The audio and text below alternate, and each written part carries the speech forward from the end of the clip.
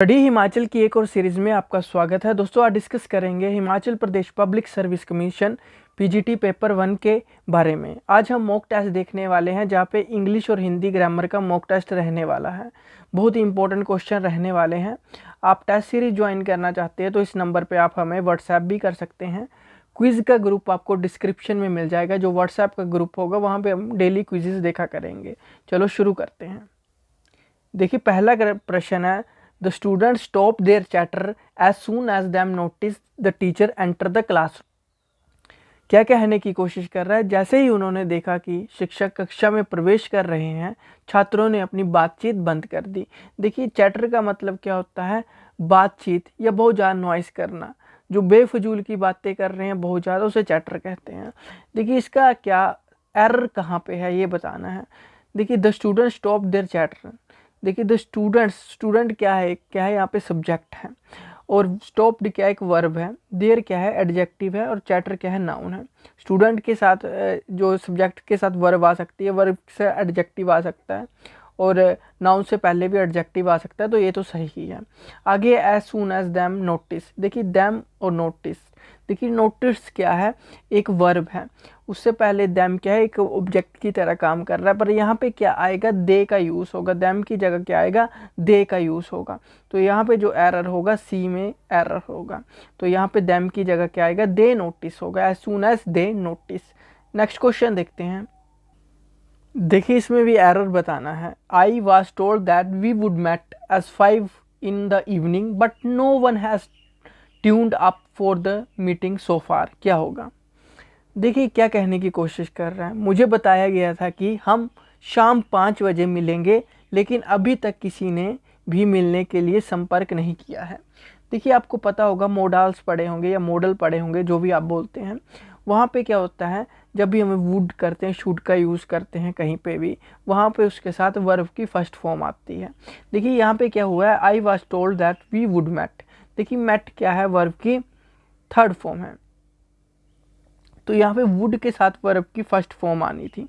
तो वर्ब की first form आनी थी तो यहाँ पे मीट होता, मीट होना था। तो इसका जो एरर है फर्स्ट में ही है, ए में ही है।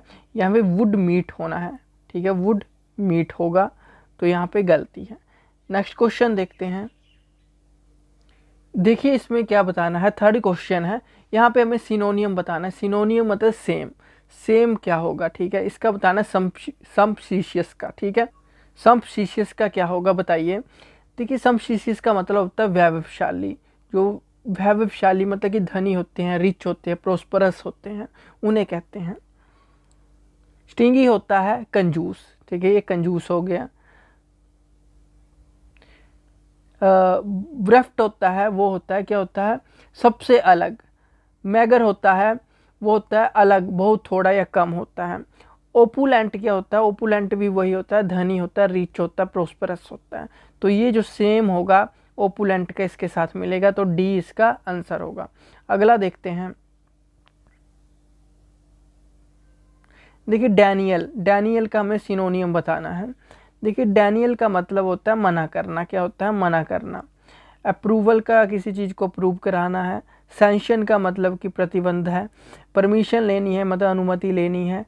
डिसमिसल होता है डिसमिस करना किसी चीज़ को, ठीक है, इनकार करना या मना करना। तो इसका जो आंसर होगा इसका भी डी आंसर होगा, तो ये भी डी ही इसका आंसर होगा। अगला देखते हैं। अब क्या है, select the most appropriate antonym of the given word. अब क्या बताना है, एंटोनियम बताना है। एंटोनियम क्या होता है, अपोजिट बताना है, इससे अलग बताना है। एब्सोल्यूट क्या होता है, वो होता है अप्रचलित। क्या होता है अप्रचलित। रिमोट का मतलब क्या हो गया, रिमोट का मतलब क्या दूर दराज के इलाके हैं, बड़े सारे दूर दराज के इलाके हैं, रिमोट एरिया है, यहाँ पे कुछ भी बड़ा कम चीज़ें हैं। रिसेंट का मतलब होता है, रिसेंट मतलब ताज़ा, हाल ही में कोई चीज़ हुई हो, जैसे रिसेंट के कोई घटना घटी हो। उसे आउटडेटेड क्या होता है, आउटडेटेड हो गया पुराना है। रिजिड का क्या मतलब हो गया कठोर। रिजिड का मतलब क्या हो गया कठोर हो गया। तो इसका जो आंसर क्या हुआ रिसेंट हुआ, ठीक है, उल्टा क्या हुआ रिसेंट हुआ, तो बी इसका आंसर होगा। अगला क्वेश्चन देखते हैं। इम्पार्शियल, देखिए अप्रोप्रिएट एंटोनियम ही इसमें बताना है। एंटोनियम का मतलब मैंने फिर से बता दिया, अपोजिट बताना है। इम्पार्शियल का मतलब होता है निष्पक्ष, क्या होता है, निष्पक्ष। होस्टाइल का मतलब हो गया एनिमी, कोई हमारा एनिमी है। बियास्ड का मतलब होता है पक्षपात जब होता है। डिसलाइक का मतलब हो गया नापसंद है। वरिड हो गया चिंतित। तो इसका क्या आंसर होगा बताइए, बी इसका आंसर होगा। अगला प्रश्न देखते हैं। All is calm now dash the heart of Paris due to the lockdown, इसमें क्या होगा।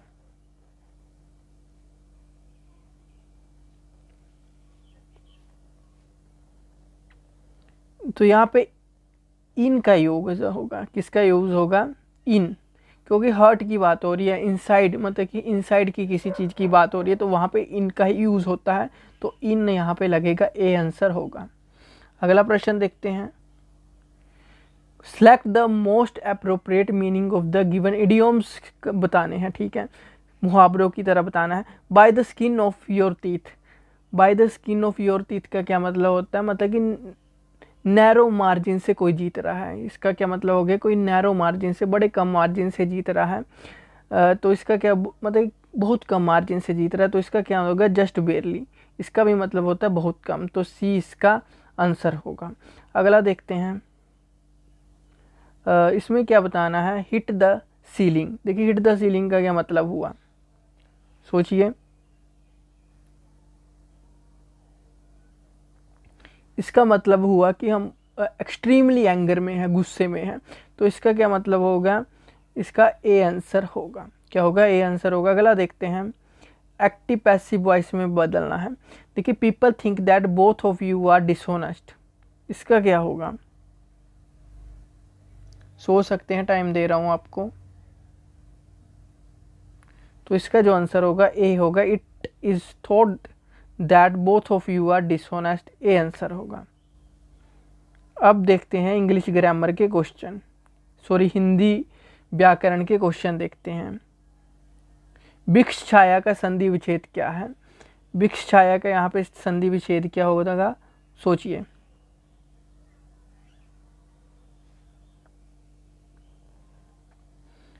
देखिए यहाँ पे जो संधि है, कौन सी संधि है इसमें, जो वृक्ष छाया में जो संधि है वो है व्यंजन संधि है। कौन सी, व्यंजन संधि है।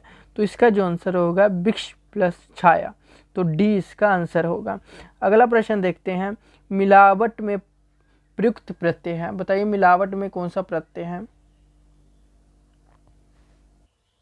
देखिए प्रत्यय क्या होता है, पहले ये पता होना चाहिए। प्रत्यय उस शब्दांश को कहते हैं जो किसी शब्द या धातु के पीछे लगाकर कोई नया शब्द बनाते हैं। जैसे मूर्ख के साथ, जैसे मूर्ख के साथ ता प्रत्यय लग जाए तो वो क्या बन जाता है, मूर्खता बन जाता है। उसी तरह से पहाड़ी के साथ पहाड़ प्लस ई लग जाए, ई जो है प्रत्यय है वो पहाड़ी बन जाता है। इसी तरह से इसका क्या आंसर होगा बताइए, मिलावट का। तो मिलावट में जो होगा क्या होगा, आवट होगा, तो सी इसका आंसर होगा, सी आंसर होगा। देखिए आवट से और भी जैसे प्रत्यय बनते हैं, जैसे कसावट, थकावट, फैलावट, बुनावट, सजावट, रुकावट, ये सभी किसके हैं, आवट से बनते हैं। तो अगला क्वेश्चन देखते हैं। देखिए बड़ा इंपॉर्टेंट क्वेश्चन है। वह घर से बाहर गया, बाहर होगा, ठीक है, बाहर गया, इस वाक्य में कौन सा कारक है। देखिए से की बात करें, जो से है, ठीक है, तो से की बात करें, से का प्रयोग एक तो करण में होता है और एक अपादान में होता है। देखिए अपादान में हमेशा के लिए चीज़ें अलग होती हैं, तब से का प्रयोग होता है, और करण में तब प्रयोग होगा जब जुड़ने की बात करते हैं, ठीक है, तब करण का यूज़ होगा। यहाँ पे क्या हो रहा है, वह घर से बाहर, घर में था फिर वो बाहर गया, मतलब क्या हो रहा है, चीज़ें अलग हो रही है, घर से अब बाहर गया है तो चीज़ें अलग हो रही है, तो यहाँ पे अपादान का यूज़ होगा, बी इसका आंसर होगा। अगला प्रश्न है। चूहे के चाम से नगाड़े नहीं मढ़े जाते, मुहावरे का सही अर्थ क्या है, बताइए क्या होगा इसका आंसर। इसका जो आंसर होगा वो होगा सीमित साधनों से बड़े काम नहीं होते, तो इसका डी आंसर होगा। अगला, इनमें से कर्मवाचक विशेषण का उदाहरण कौन सा है? तो इसका क्या आंसर होगा? ए होगा दूसरा। देखिए, कुछ संख्या विशेषण के बारे में बताएं, कुछ संख्यावाचक विशेषण के बारे में बताता हूँ। देखिए, टोटल तो 6 भेद हैं, वैसे हम 5 भेदों की बात करते हैं ज़्यादातर। पूर्णता बोधक, जिसमें हम किस तरह से लिखते हैं, 1 2 3 संख्या के रूप में लिखते हैं। अपूर्णता बोधक जैसे लिखते हैं हम आधा और पौना। क्रमवाचक में पहला, दूसरा, तीसरा। आवर्तीवाचक जैसे दुगुना, तिगुना, चौगुना। समूह में दोनों, तीनों, चारों। प्रत्येक बोधक में जैसे हर एक, एक एक, इस तरह से लिखते हैं। यहाँ से भी क्वेश्चन बनते हैं, तो इसका तो ये आंसर होगा। आज के लिए इतना ही। Thank you, have a nice day, God bless you all, bye bye.